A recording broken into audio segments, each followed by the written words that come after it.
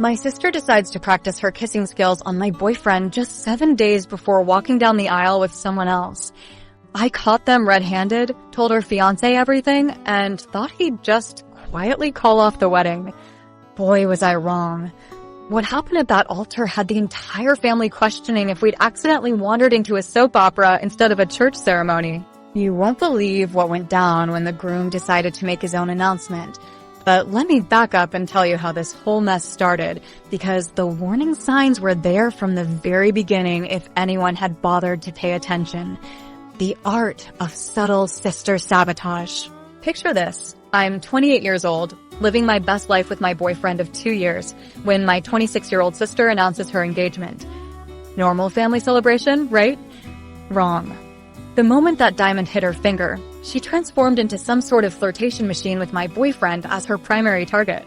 What started as innocent wedding excitement quickly morphed into behavior so questionable that even a reality TV producer would call it too dramatic. The sister in question had always been the family princess.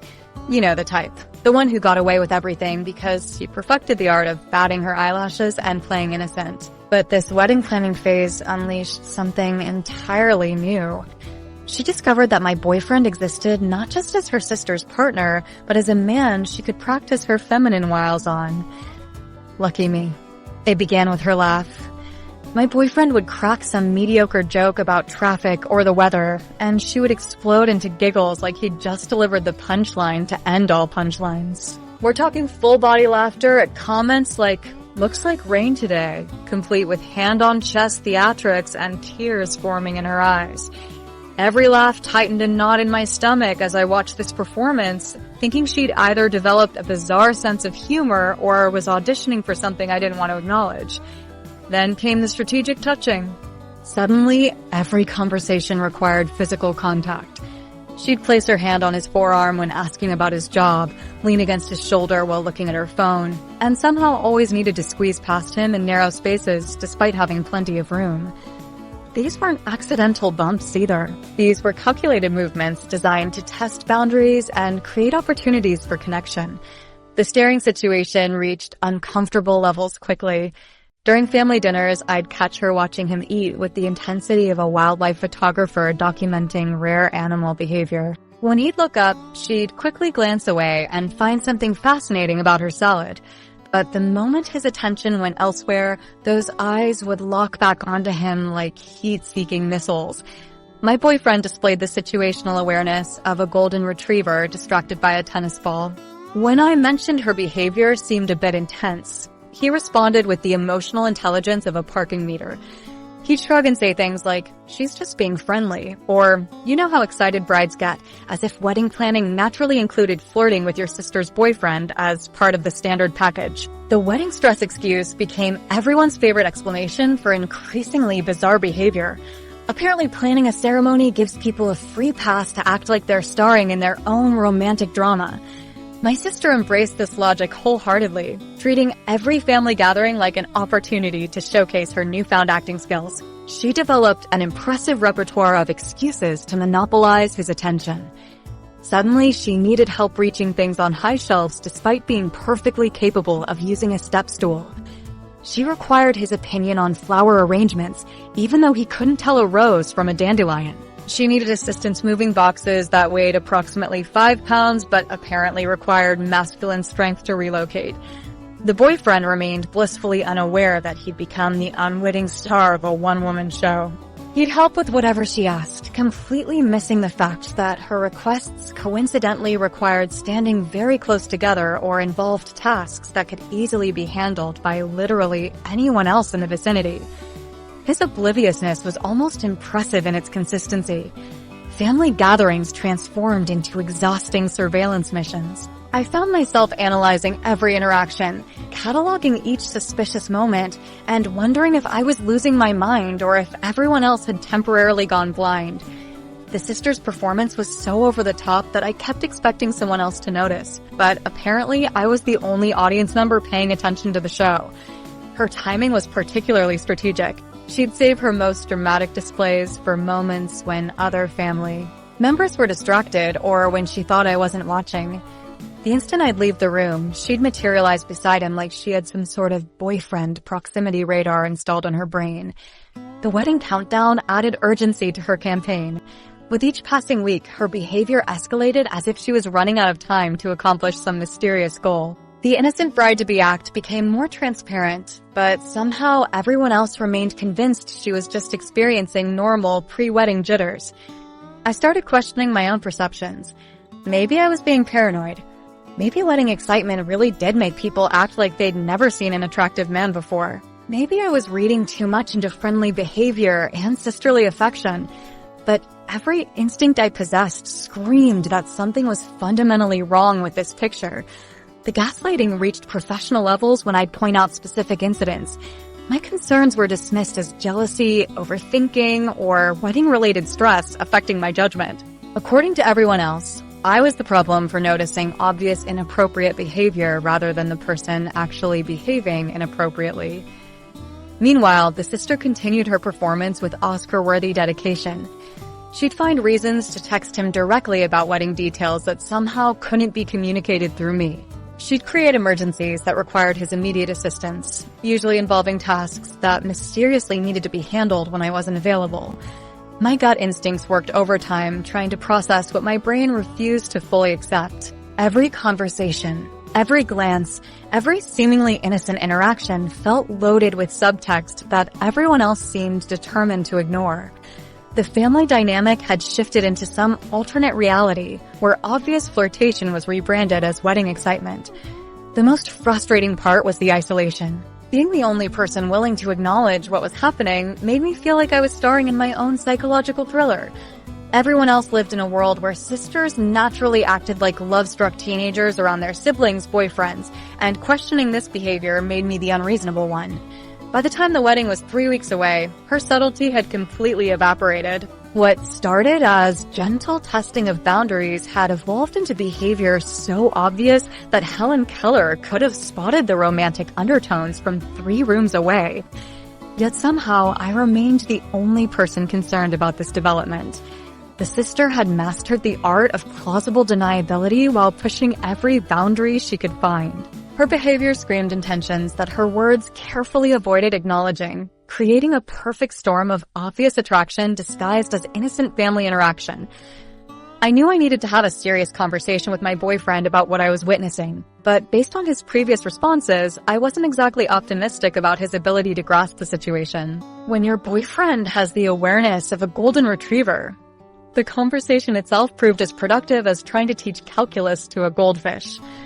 I sat him down after another family dinner where my sister had delivered an Academy Award-worthy performance of finding his weather commentary absolutely hilarious. When I asked if he'd noticed anything unusual about her behavior, he stared at me with the blank expression of someone who'd just been asked to explain rocket science. "I think you're overthinking it," he said with a casual shrug. "She's probably just excited about the wedding. It's harmless." That word, harmless, became his go-to response for everything. According to his assessment, behavior that made me question my sanity apparently fell into the same category as commenting on nice weather. His ability to dismiss obvious romantic signals could have qualified him for some sort of professional obliviousness competition. I tried explaining the excessive touching, the strategic positioning, the theatrical laughter at his most mundane observations. He listened with the attention span of someone watching paint dry, then delivered his verdict with unwavering confidence.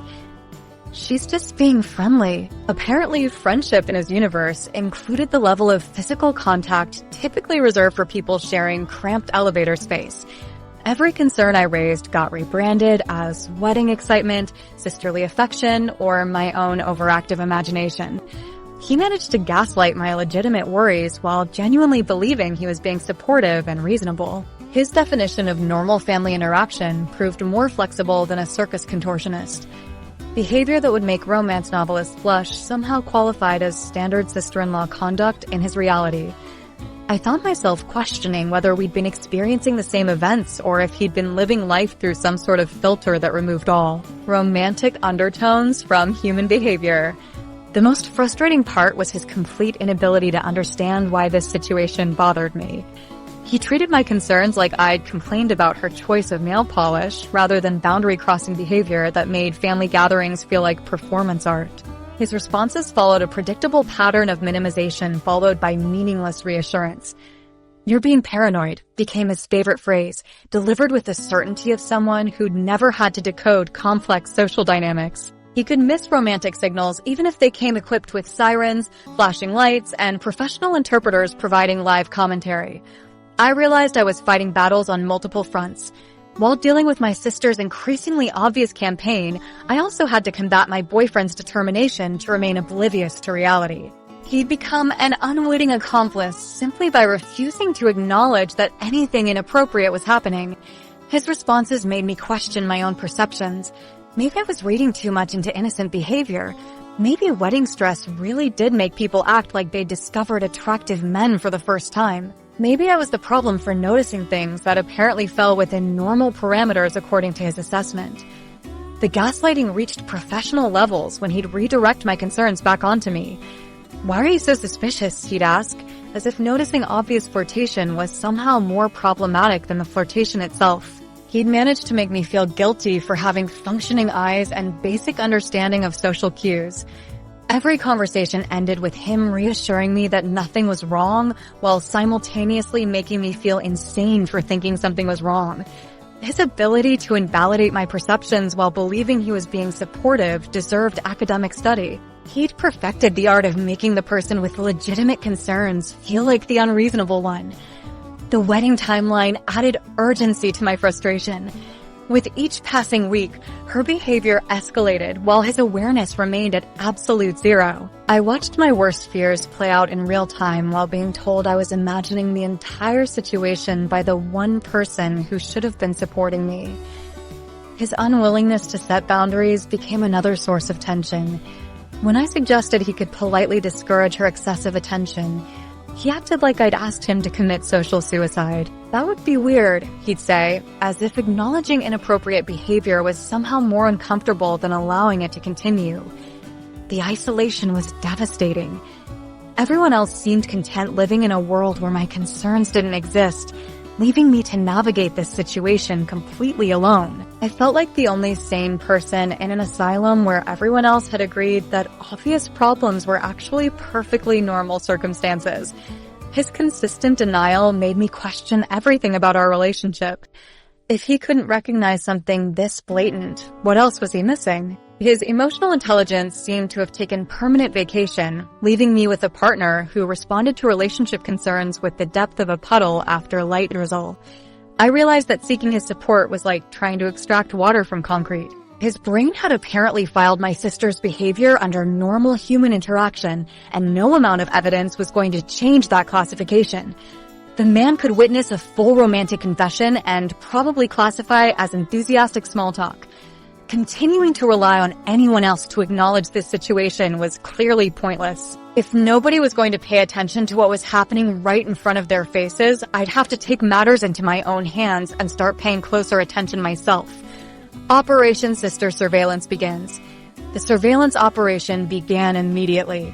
Every family gathering transformed from a relaxing social event into an exhausting stakeout mission where I had to monitor two people while pretending to participate in normal conversation. I found myself analyzing every gesture, cataloging each suspicious interaction, and maintaining mental notes like some sort of relationship forensics expert. I'd be nodding along to conversations while simultaneously tracking my sister's hand placement during her interactions with my boyfriend. Family barbecues became strategic battlegrounds where I positioned myself for optimal viewing angles. I volunteered to handle the food just so I could keep my eyes on them. Every hot dog flip became an opportunity to gather intelligence on their increasingly obvious connection. The irony wasn't lost on me that I was turning family celebrations into covert operations, but desperate times called for ridiculous measures. My sister's boundary violations escalated with each passing week. She developed an impressive collection of wedding-related emergencies that somehow always required my boyfriend's specific expertise. She needed help moving centerpiece supplies that weighed approximately nothing. She required masculine input on flower arrangements despite having zero interest in his opinion on any other topic. She suddenly became incapable of reaching items on shelves she'd been accessing independently for decades. Every request came with batting eyelashes and grateful smiles that made my skin crawl.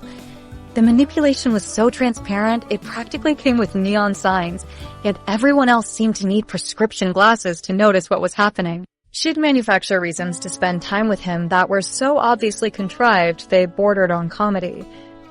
"Could you help me understand this invoice from the caterer?" she'd ask, despite being perfectly capable of reading numbers and having a college degree. These weren't genuine requests for assistance. They were auditions for a role I didn't want her to get. Watching her operate felt like observing someone at an all-you-can-eat buffet who decided that other people's relationships were also part of the menu. She sampled interactions, tested boundaries, and helped herself to attention that belonged to someone else with the entitlement of someone who'd never been told no.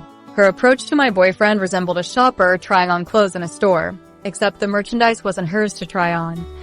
The bathroom break incident became the turning point in my amateur detective career. We were at my parents' house for another family gathering, and I excused myself for what should have been a quick trip inside. The moment I disappeared from view, some sort of magnetic force apparently drew the two of them together like they'd been waiting for this exact opportunity. When I returned to the backyard, I found them huddled in the corner near my mother's prize-winning roses, engaged in what looked like a classified conversation. They stood closer than people discussing wedding logistics typically need to stand. Her body language screamed intimacy while his posture suggested he was enjoying whatever secrets they were sharing. The conversation stopped the instant they noticed my return, which felt about as subtle as a fire alarm in a library. She immediately bounced away to rejoin other family members, while he found sudden interest in examining the fence like it contained the secrets of the universe. The timing felt like cosmic punishment for believing in basic human decency. Every time I stepped away from the situation, something suspicious happened in my absence. I could leave for 30 seconds to grab a drink and return to find them sharing some inside joke that apparently required physical proximity to fully appreciate. The universe seemed determined to provide them with opportunities for private moments while ensuring I'd witnessed just enough to drive myself crazy. My frustration reached volcanic levels as evidence mounted, while everyone else continued their performance of selective blindness. I was collecting suspicious incidents like someone gathering proof for a court case that would never see trial. Each new observation got added to my mental file of inappropriate behavior that apparently only I could see. The family's collective ability to ignore obvious romantic tension could have qualified for some sort of group achievement award. The most maddening part was feeling like I was losing my mind while watching obvious red flags get dismissed as wedding excitement. I'd point out specific incidents and get responses that made me question my understanding of basic social interactions. According to everyone else, I was the problem for noticing things that fell within the normal range of sister-in-law behavior. My concerns were treated like symptoms of paranoia rather than reasonable responses to unreasonable behavior. Every family member seemed to have attended the same workshop on gaslighting techniques. "You're being too sensitive" became the standard response to my observations. "She's just being friendly," they'd say about behavior that would make a romance novelist blush. Their ability to reframe obvious flirtation as innocent interaction deserved academic study. I felt like the only person who'd missed the memo about how sisters-in-law typically behave around their siblings' partners. The isolation was crushing. Being the sole witness to obvious inappropriate behavior while everyone else lived in alternate reality made me question everything about my perceptions. I started wondering if I was the crazy one for noticing things that seemed clear as daylight but apparently required special vision to detect. The constant dismissal of legitimate concerns was more exhausting than the surveillance itself. Sleep became elusive as my brain worked overtime processing each day's suspicious incidents. I'd replay conversations, analyze body language, and wonder if I was building a case based on evidence or constructing paranoid fantasies from innocent interactions. The uncertainty was almost worse than knowing something definitive was wrong. At least concrete proof would have validated my concerns instead of leaving me questioning my sanity. The wedding countdown added urgency to every suspicious moment. With each passing day, her behavior grew bolder while my support system remained convinced that nothing unusual was happening. I watched my worst fears unfold in slow motion while being told I was imagining the entire situation. The combination of obvious problems and universal denial created a perfect storm of psychological torture. By the time we reached 3 weeks before the wedding, I realized this situation was accelerating toward disaster with the inevitability of gravity. I knew I couldn't just sit back and watch anymore. The coffee shop confrontation catastrophe. The mounting evidence and complete lack of support from anyone in my life pushed me to make a decision that felt simultaneously necessary and terrifying. I needed to confront my sister directly about her behavior before this situation spiraled further out of control. Confronting family members about their inappropriate conduct feels like attempting to defuse a bomb while wearing a blindfold and oven mitts. You know something explosive is about to happen, but you have no idea which wire to cut or whether you'll survive the experience intact. I chose a neutral location for what I suspected would become a masterclass in family dysfunction.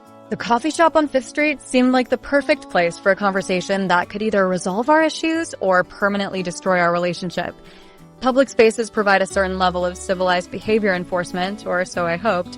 At minimum, she couldn't throw anything at me without causing a scene that would end up on social media within minutes. She arrived 15 minutes late, which was typical for someone who treated punctuality like an optional suggestion rather than basic courtesy.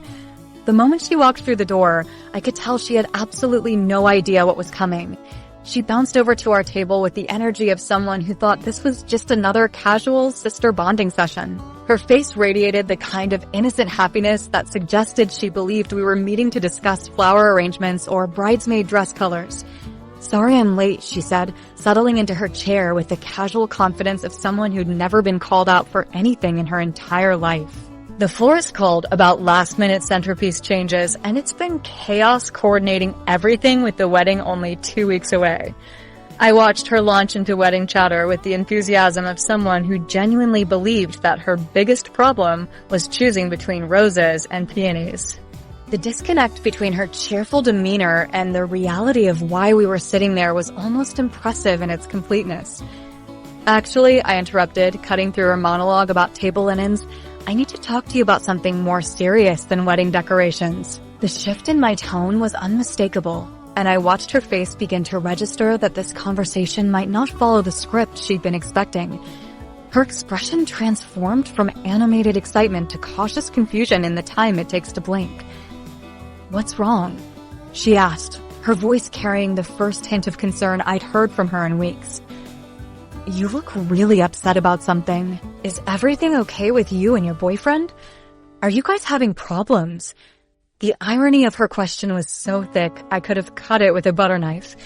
She was asking about relationship problems that she'd been actively creating through her own behavior. I took a deep breath and launched into the speech I'd been mentally rehearsing for days. I felt my voice shake with every word as I spoke. "I need to address your behavior around my boyfriend. The excessive touching, the inappropriate laughter at everything he says, the way you position yourself near him at every family gathering, the lingering stares, and the constant requests for his help with wedding tasks that you're perfectly capable of handling yourself." The transformation in her expression rivaled any mood ring in a hot tub. She went from confused concern to shocked indignation so quickly, I wondered if she'd given herself whiplash. Her mouth opened and closed several times without producing any sound, like a fish trying to process information that didn't compute with its understanding of underwater physics. "What are you talking about?" she finally managed, her voice rising to a pitch that suggested I'd just accused her of committing international espionage. "I have no idea what you're suggesting, but it's absolutely ridiculous. I'm getting married in 2 weeks to the man I love. Why would I be interested in your boyfriend? That's completely insane." Her denial came with the kind of theatrical outrage that suggested she'd been practicing this performance in case this moment ever arrived. She delivered her lines with the conviction of someone who either genuinely believed her own innocence or had studied acting techniques specifically designed for situations involving romantic misconduct. "Your definition of friendly behavior apparently includes actions that would make romance novelists take notes," I replied, refusing to back down despite her Oscar-worthy display of shock. "Standing close enough to share oxygen during conversations isn't normal sister-in-law behavior. Neither is finding excuses to touch him every time you're in the same room." She deployed deflection tactics with the skill of someone who'd earned advanced degrees in avoiding accountability. "I can't believe you're accusing me of this," she said, her voice trembling with what appeared to be genuine hurt, but felt more like calculated manipulation. "I'm being friendly with your boyfriend because he's going to be my brother-in-law. I'm trying to build a good relationship with him for family harmony. The fact that you're interpreting normal kindness as something inappropriate says more about your insecurities than it does about my behavior." The conversation escalated from uncomfortable to full-blown family warfare faster than a controlled demolition. She turned my legitimate concerns into evidence of my own character flaws with the mental gymnastics of someone who could qualify for psychological Olympics. According to her logic, noticing inappropriate behavior was somehow more problematic than engaging in inappropriate behavior. "Maybe you should examine why you're so threatened by me being nice to him," she continued, warming to her theme with the enthusiasm of someone who found the perfect counterattack. "Are you worried that he might actually enjoy spending time with someone who doesn't constantly analyze every interaction for hidden meanings?" Standing my ground while everyone thinks you're the problem requires the kind of inner strength that should come with its own training manual.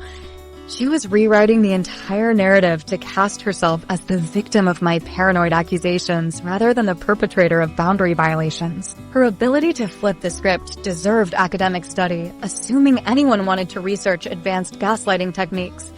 The tension in the coffee shop became thick enough to cut with a chainsaw. Other customers started glancing in our direction as her voice grew louder and more defensive. She delivered her final performance with the dramatic flair of someone who'd been saving this moment for maximum impact. "I can't believe my own sister would think so little of me," she declared, gathering her purse with movements that suggested she was performing for an invisible audience. "I'm getting married in 2 weeks to the man I love, and instead of supporting me, you're creating drama based on your own jealousy and insecurity." She stood up with the theatrical grace of someone making a grand exit from a stage production. "I think you need to seriously examine your own relationship instead of inventing problems of mine," she said, delivering her final line before walking out of the coffee shop with the confidence of someone who believed she just won an argument rather than revealed the truth about her character. I sat there in the wreckage of what had once been a sisterly relationship, watching her disappear through the glass doors while other customers pretended they hadn't just witnessed a family meltdown. What I didn't realize was that this confrontation had only been the opening act in the Blame Game Championship. My boyfriend's reaction to hearing about the coffee shop confrontation was about as supportive as expecting shelter from a storm using tissue paper. He looked at me with the expression of someone who just watched me accidentally set fire to a historic landmark and said I'd made a big mistake by confronting her directly. According to his assessment, I had overreacted and let my emotions get the better of me when I could have handled things differently. The irony was thick enough to spread on toast. Here I was being lectured about emotional control by someone who couldn't recognize romantic advances if they came with instruction manuals and blinking lights. His primary concern wasn't my feelings or the inappropriate behavior I'd witnessed. Instead, he worried that my sister would be upset with both of us, potentially casting a shadow over the upcoming wedding. His priorities were crystal clear. Keeping the peace mattered more than addressing the problem, and my legitimate concerns ranked somewhere below wedding cake flavors on his list of important considerations. Within hours, I'd become the villain of the piece. My sister had apparently called our mother immediately after leaving the coffee shop, spinning a tale of victimization that would have impressed professional storytellers. My phone rang that evening with the fury of someone who'd been personally insulted by my existence. "How could you be so selfish right before your sister's wedding?" She screamed through the phone with the indignation of someone defending world peace rather than questionable behavior. How could you accuse your own sister of such a thing? The fact that I hadn't actually accused her of anything specific seemed irrelevant to the narrative she'd constructed. According to her logic, observing reality and commenting on it constituted some sort of family crime that required immediate penance. The idea that my sister might owe me an apology for crossing boundaries never entered the discussion. My transformation from concerned family member to designated villain happened with impressive speed. Everyone seemed to have attended the same workshop on victim-blaming techniques. I had somehow become responsible for creating family drama by acknowledging family drama that already existed. The mental gymnastics required to reach this conclusion could have qualified the entire family for Olympic competition in the cognitive dissonance category. The boyfriend continued his campaign of persistent dismissal, telling me I was exaggerating every time I mentioned feeling upset about the situation. His ability to make me feel crazy for having functioning eyes and basic pattern recognition skills was almost artistic in its consistency. Each conversation left me more depressed and irritated as I realized I was fighting a war against willful ignorance on multiple fronts simultaneously. Family members deployed deflection strategies with the precision of trained professionals. Every attempt to discuss my sister's behavior got redirected to my attitude problem, my jealousy issues, or my inability to support family harmony during this special time. They treated wedding planning like it was some sort of sacred ritual that granted immunity from normal social rules and basic human decency. Apparently, the stress of choosing flowers and booking venues justified behavior that would be unacceptable under any other circumstances. The pressure to apologize intensified daily as everyone joined the chorus of voices telling me I was wrong for having boundaries. Family gatherings became exercises in collective gaslighting, where my perceptions were treated like symptoms of a mental disorder rather than reasonable responses to unreasonable behavior. I felt like the only person who'd missed the memo about how sisters-in-law typically behave around their siblings' romantic partners. The isolation was crushing in ways I hadn't anticipated. Being the sole voice pointing out obvious problems while everyone else performed elaborate dances around the truth made me question my understanding of basic social interactions. I started wondering if I was the crazy one for noticing things that seemed clear as daylight, but apparently required special vision to detect according to everyone else's assessment. Wedding stress became the universal excuse for protecting inappropriate behavior while punishing appropriate responses. My sister's boundary violations were rebranded as excitement and wedding nerves, while my discomfort with those violations was classified as selfishness and family disloyalty. The double standard was so obvious it practically came with neon signs, yet somehow everyone managed to maintain their selective blindness with impressive dedication. The classic family dysfunction pattern emerged with textbook clarity. The person causing problems received protection and understanding, while the person identifying problems received blame and criticism. My sister got sympathy for being stressed about her wedding, while I got lectures about being supportive during difficult times. The logic was so backwards, it could have been used as a case study in how functional families become dysfunctional through systematic denial. My boyfriend's reaction to the family chaos was particularly frustrating because it revealed how little he understood about the situation, despite having front row seats to the entire performance. He treated my concerns like they were equally valid as my sister's denials, as if truth was somehow negotiable based on popular opinion. His neutrality felt like betrayal disguised as fairness. The constant dismissal of my feelings and concerns created a perfect storm of psychological pressure that made me question everything about my perceptions and judgment. Everyone else seemed to live in an alternate reality where obvious flirtation was innocent friendliness, and pointing out inappropriate behavior was more problematic than the inappropriate behavior itself. Each conversation with family members followed the same predictable pattern of deflection, minimization, and blame redirection. They had perfected the art of making the whistleblower feel guilty for blowing the whistle rather than addressing why the whistle needed to be blown in the first place. Their ability to protect the person causing problems while attacking the person identifying problems deserved recognition for its consistency, if nothing else. The wedding countdown added urgency to everyone's determination to sweep the situation under the rug. With each passing day, the pressure to pretend nothing had happened intensified while my sister's behavior remained unaddressed and unacknowledged. I realized I was fighting a losing battle against an entire family's commitment to willful blindness and selective memory. By the time we reached 1 week before the wedding, I understood that no amount of evidence or explanation would change anyone's mind about this situation. That's when I made what turned out to be the most fateful decision of this entire mess. The garden discovery that changed everything. I decided to visit my parents' house to help with some last-minute wedding preparations. The irony wasn't lost on me that I was going to assist with a celebration that had become the source of my greatest anxiety. But family obligations have a way of pulling you forward even when your instincts scream to run in the opposite direction. I figured spending time focused on wedding tasks might provide some distraction from the constant tension that had consumed my life for weeks. The drive to my parents' place felt longer than usual, probably because my mind was racing with thoughts about everything that had transpired over the past month. The coffee shop confrontation with my sister replayed in my head like a broken record, along with my boyfriend's continued dismissal of my concerns and my family's collective determination to paint me as the villain in this situation.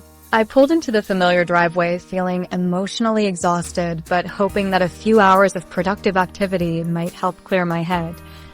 As I approached the front door, I heard voices coming from the backyard. This wasn't unusual since my parents often spent their evenings in the garden during nice weather, but something about the tone of the conversation made me pause. The voices were quieter than normal family chatter, carrying an intimacy that seemed oddly private for a casual backyard discussion. My curiosity was piqued, though I couldn't quite identify why these particular voices made my stomach tighten with an uncomfortable sensation. Life has a twisted sense of humor when it comes to delivering its most devastating moments. You spend weeks building anxiety about potential problems, and then reality decides to hit you like a freight train at the exact moment you least expect it. I walked around the side of the house toward the garden, thinking I'd join whatever conversation was happening and maybe help with any outdoor wedding preparations. The closer I got, the clearer the voices became, and the more my subconscious started recognizing something familiar about the speakers. When I rounded the corner of the house and looked toward my mother's prized flower garden, my entire world imploded in the span of 3 seconds. There, behind the large hydrangea bush that my mother had been nurturing for 15 years, stood my sister and my boyfriend in a passionate embrace that left absolutely no room for misinterpretation. They were kissing with the intensity of people who had been waiting for this moment, their bodies pressed together in a way that suggested this wasn't their first private encounter. The visual confirmation of my worst fears hit me like a physical blow to the chest. Weeks of mounting suspicions, dismissed concerns, and gaslighting suddenly crystallized into undeniable reality. Every instinct that had been screaming warnings for weeks was validated in the most painful way possible. Apparently, some people's idea of wedding preparation includes extensive practice sessions with partners who aren't their intended spouses. The sight was so shocking that my brain temporarily refused to process what my eyes were seeing. Catching people in the act of betraying you feels like winning the world's most devastating lottery. You get the satisfaction of being right about your suspicions, combined with the crushing pain of having those suspicions confirmed in living color.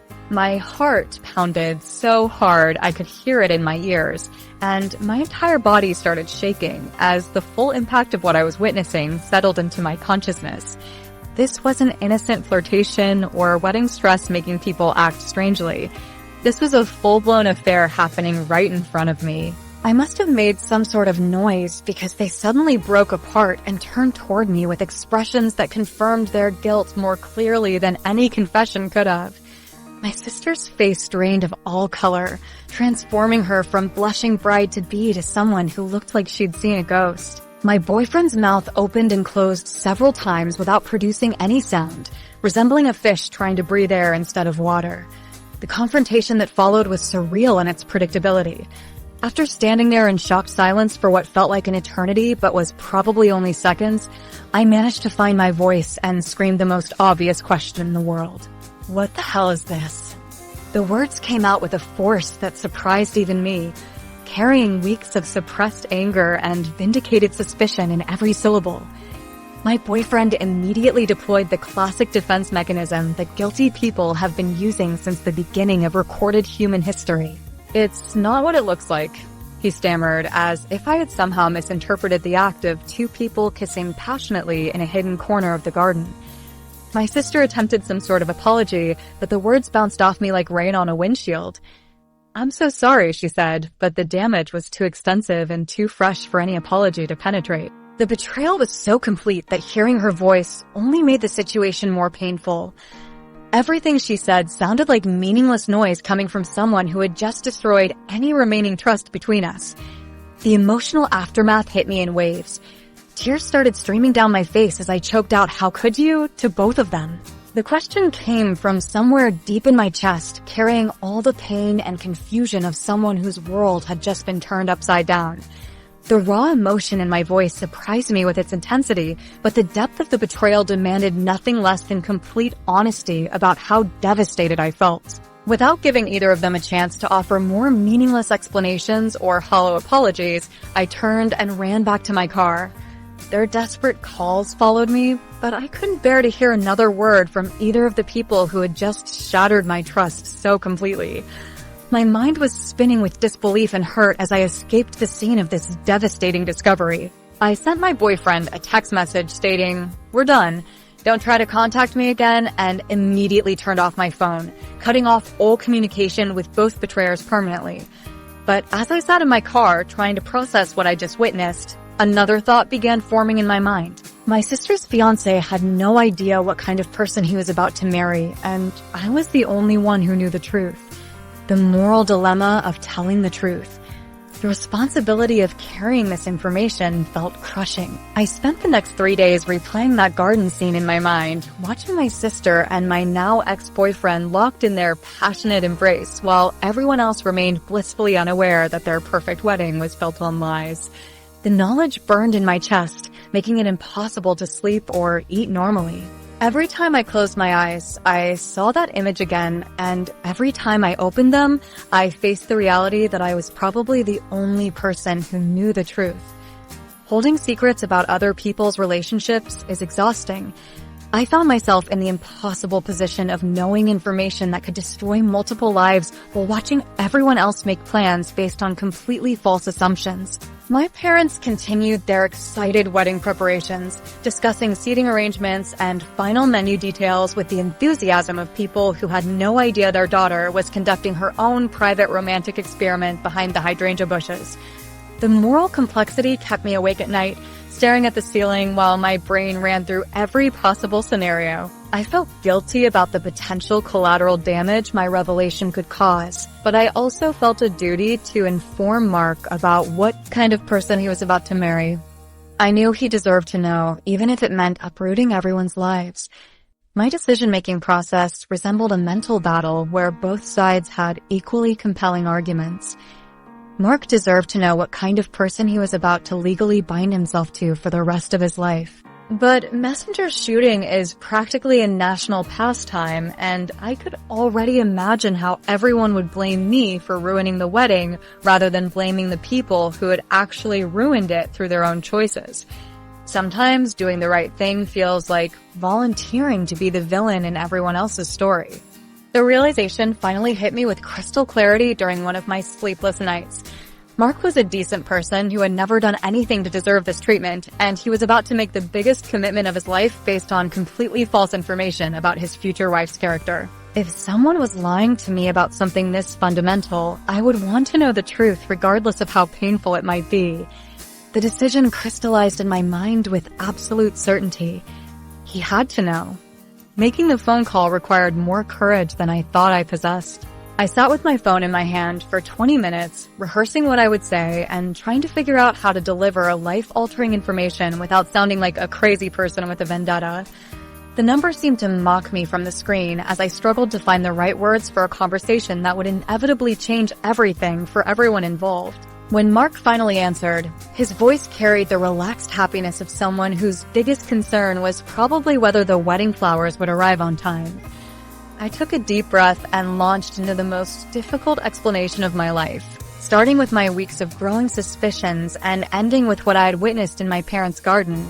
His reaction was so calm, it actually increased my anxiety rather than relieving it. He listened to my entire account without interrupting, asking only a few clarifying questions that suggested he was processing the information rather than dismissing it.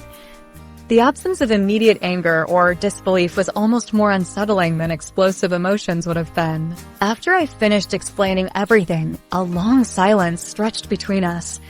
Finally, he spoke with a voice that sounded strangely steady considering what he'd just learned. "Thank you for telling me," he said simply. "I need some time to process this information." The conversation ended with him thanking me again and saying he would handle things from there. The uncertainty about what Mark would do with this information consumed my thoughts as the wedding date approached. Days passed without any communication from him, my sister, or anyone else in the family, which could have meant anything from complete denial to careful planning of some sort of response. The silence felt ominous, like the calm before a storm that could either pass harmlessly overhead or destroy everything in its path. My suspicion that Mark might have forgiven my sister grew stronger with each passing day of silence.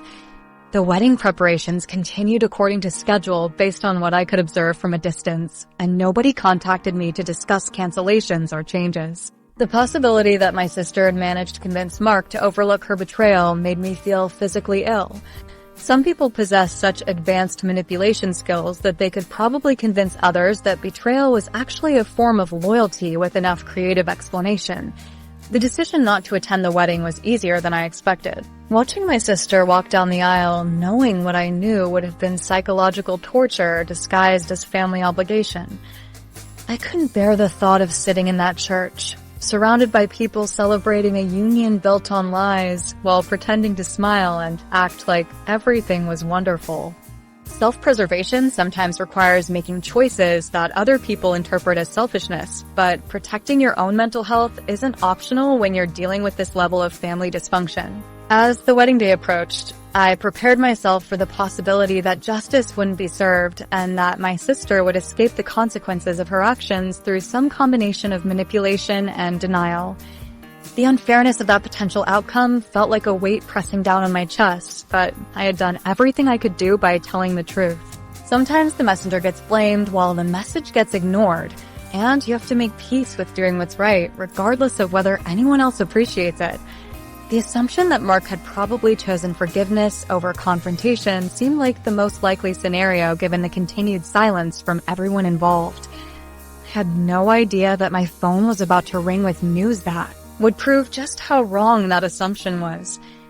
Wedding day revenge served cold. Emma's call came that afternoon, her voice carrying an energy that immediately caught my attention because Emma typically possessed the emotional range of someone discussing grocery lists. Today, she sounded like she had just witnessed something that would fuel family conversations for the next decade. "You are not going to believe what just happened at the wedding," Emma said before I could even finish saying hello. The barely contained excitement in her voice made it clear that whatever had transpired was significant enough to warrant an immediate phone call. The anticipation in her voice suggested that my assumption about Mark choosing forgiveness might have been completely wrong. Emma launched into her account with the enthusiasm of someone providing live coverage of breaking news. Everything had started normally with guests filing into the church and taking their seats while soft music played in the background. The bride looked absolutely stunning in her white dress, and the groom appeared handsome and ready to begin his new life. Nothing seemed unusual during the opening moments. The officiant began the ceremony with standard welcome remarks, while everyone settled into their seats, expecting to witness a beautiful celebration. Mark stood at the altar looking composed and ready to exchange vows with his bride. My sister walked down the aisle radiating happiness, probably thinking she had successfully navigated past any potential obstacles to her perfect day.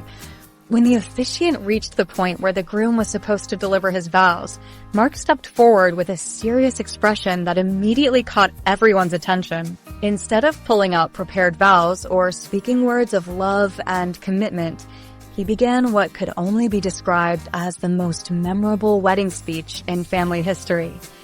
"I cannot go through with this wedding," Mark announced to the shocked silence of the entire congregation. His voice carried across the church with the clarity of someone who had rehearsed these words and was determined to deliver them regardless of the consequences. The aisle went deathly silent as Mark continued with his explanation. Mark told the assembled guests that he could not marry someone who had betrayed her own sister and devastated her life by becoming involved with her boyfriend. He explained that he had learned about the affair and could not proceed with marrying someone capable of such betrayal. The words hung in the air like smoke from an explosion as everyone tried to understand what they were hearing.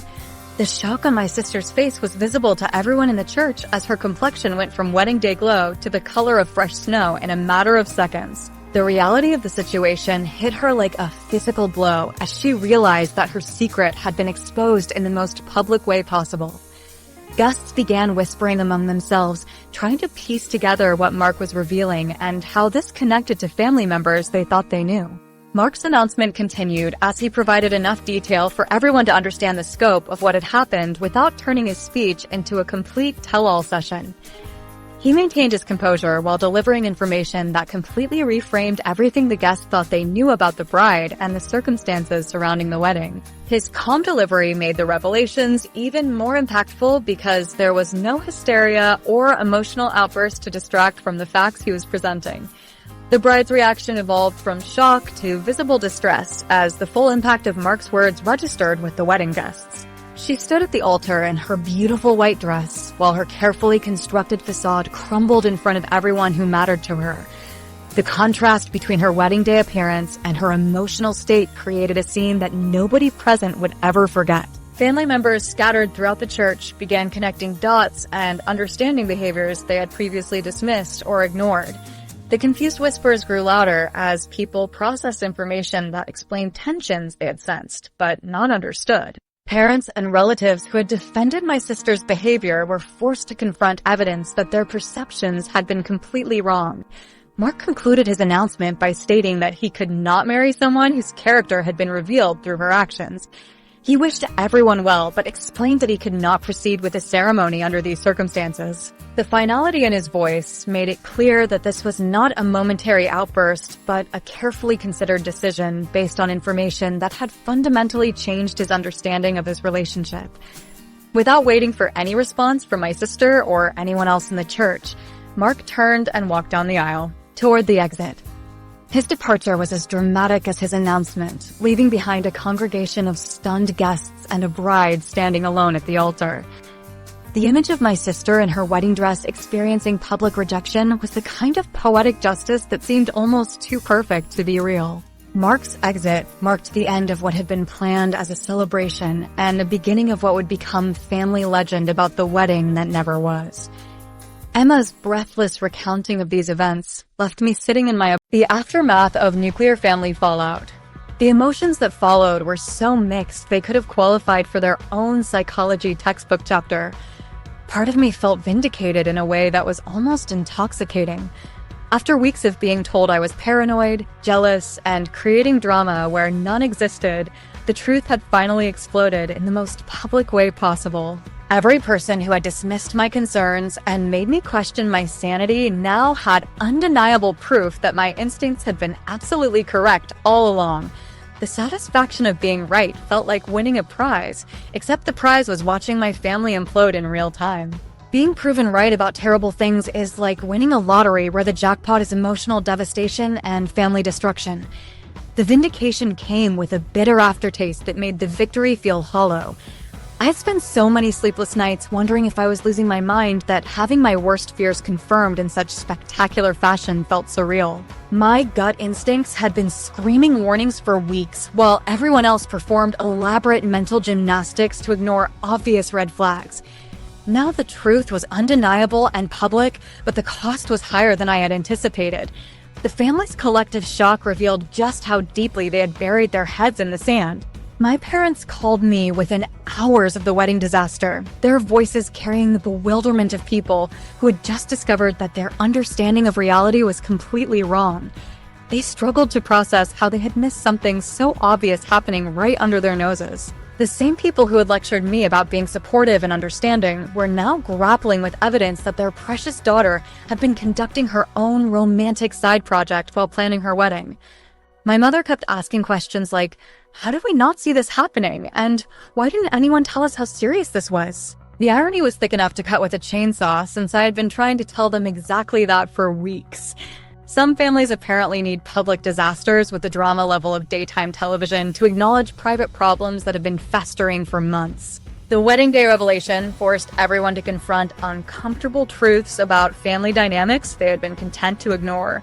Suddenly, all those dismissed concerns and overlooked red flags made perfect sense in hindsight. The mental gymnastics required to maintain denial became impossible when the truth was delivered with the subtlety of a nuclear explosion in a church full of witnesses.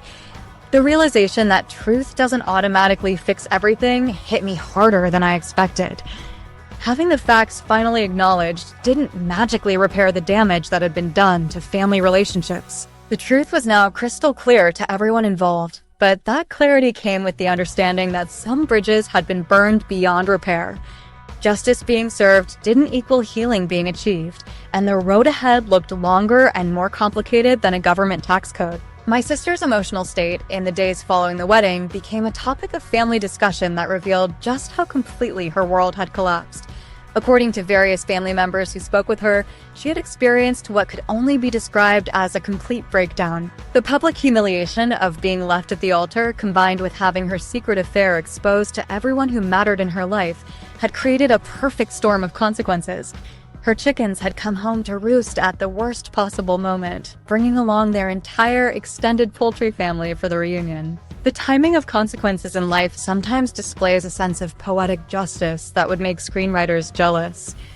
My sister had spent weeks manipulating situations and people to get what she wanted, believing she could have her cake and eat it too, without anyone noticing the missing pieces. The wedding day revelation proved that some secrets are too big to stay buried forever, especially when they involve betraying the people closest to you. My parents struggled to understand how their family dynamics had produced this situation. They found themselves questioning everything they thought they knew about their daughters, and wondering where they had gone wrong as parents. The guilt and confusion were visible every time I spoke with them, as they tried to process how one daughter could betray another so completely while they remained oblivious to the drama unfolding around them. The long road to healing after major betrayals became more apparent with each passing day. Phone calls from various family members revealed that everyone was struggling to figure out how to move forward from this point. Some relationships might eventually be repaired through extensive effort and time, while others appeared to be damaged beyond any realistic hope of recovery. The betrayal had created rifts that extended far beyond the original participants. The recognition that some family relationships might never fully recover settled into my consciousness like a weight I would have to carry permanently. While justice had been served in the most public way possible, the cost included potential permanent damage to family bonds that had taken decades to build. The aftermath of truth-telling sometimes creates more problems than it solves, even when telling the truth was absolutely the right thing to do. My sister's betrayal had created consequences that rippled through every family relationship in ways that couldn't be easily undone. The wedding day revelation had provided dramatic satisfaction and vindication, but it had also fundamentally altered family dynamics in ways that might prove irreversible. Some actions create damages that time and effort can heal, while others leave permanent scars that change relationships forever. The understanding that healing would require ongoing effort from everyone involved became clearer as weeks passed. Whether forgiveness was even possible remained an open question. The choice between justice and family harmony had been made, and now everyone had to live with the consequences of that decision. While the truth had finally emerged and justice had been served in spectacular fashion, the recognition remained that some victories come with costs that make celebrating feel inappropriate. But as I sat processing everything that had happened, I realized this entire experience had taught me something valuable about myself and about life in general. Life lessons from a family soap opera. The most important thing I learned was trusting my instincts even when everyone around me performed mental gymnastics to avoid acknowledging obvious problems. For weeks, I questioned my own perceptions while my gut kept screaming that something was wrong. I let other people's dismissals make me doubt my own eyes and ears, but the vindication of being proven right taught me that sometimes your instincts are the only reliable compass you have when everyone else is lost. The constant gaslighting made me question everything about my judgment, but holding on to my truth despite universal opposition turned out to be one of the most important stands I've ever taken. Standing up for yourself when everyone thinks you're wrong requires courage they don't teach in school. The pressure to conform and keep peace can be overwhelming, especially when family members treat your legitimate concerns like symptoms of a mental disorder. I spent weeks being told I was paranoid, jealous, and creating drama where none existed. But maintaining boundaries with family members who treat your limits like mere suggestions became a masterclass in self-preservation. When people try to guilt you into accepting unacceptable behavior, they're essentially asking you to sacrifice your well-being for their comfort. Learning to say no to family manipulation tactics was harder than learning to say no to strangers, but infinitely more necessary. The family's definition of loyalty apparently included enabling bad behavior and protecting wrongdoers while punishing truth-tellers. Their version of family support meant turning a blind eye to obvious problems and attacking anyone who dared to point them out. Loyalty got twisted into blind support that ignored ethics and common sense. According to their logic, being a good family member meant accepting betrayal with a smile and pretending everything was fine while your world crumbled around you. Real loyalty should include honesty and accountability, not cover-ups and denial. Life sometimes provides better drama than television writers could dream up in their wildest creative sessions. The wedding day revelation was so perfectly timed and dramatically satisfying that it felt like someone had scripted the entire situation for maximum entertainment value. The irony of my sister's public humiliation happening at what should have been her moment of triumph was poetic justice that would have been rejected by soap opera producers for being too over the top. Some stories write themselves with such perfect timing that you wonder if the universe has a sense of humor about human stupidity.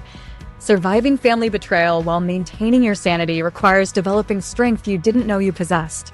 The isolation of being the only person willing to acknowledge reality was crushing, but it forced me to develop self-reliance and inner confidence. Getting through weeks of being treated like the crazy person in the family while watching obvious problems unfold built emotional muscles I never knew I needed. The experience was painful, but it taught me that I could trust my own judgment even when everyone else questioned it. Choosing your own mental health over family peace when the two conflict turned out to be one of the most important decisions I've ever made. The pressure to prioritize harmony over honesty was enormous, but protecting my sanity required making choices that other people interpreted as selfish. Family members who had spent years avoiding difficult conversations suddenly expected me to sacrifice my well-being to maintain their comfortable illusions. The realization that some family relationships aren't worth preserving at any cost was painful but liberating. Learning to trust yourself when others try to gaslight your perceptions is like developing immunity to psychological manipulation. The constant dismissal of my concerns made me question my understanding of basic social interactions and human behavior.